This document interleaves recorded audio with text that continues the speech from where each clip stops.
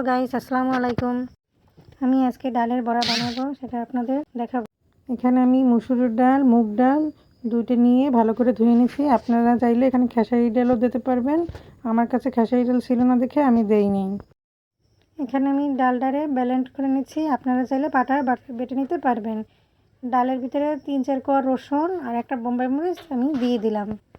আমার কাছে কাঁচা মরিচ ছিল না, তাই বোম্বাই মরিচ দিয়েছি, জাস্ট ঘেরানোর জন্য, ঝালও হবে। ব্লেন্ড করা হয়ে গেছে। এখন আমি এটাকে ঢেলে কুচানো পেঁয়াজ, হালকা হলুদ, লবণ, সামান্য একটু ধনিয়ার গুঁড়ো দিয়ে ভালো করে মেখে নিয়েছি। এখানে একটা কড়াইতে এর আগেই আমি কিছু তেল গরম করে নিয়েছি। তার মধ্যে আস্তে আস্তে বড়াগুলো আমি ভাজতে শুরু করব।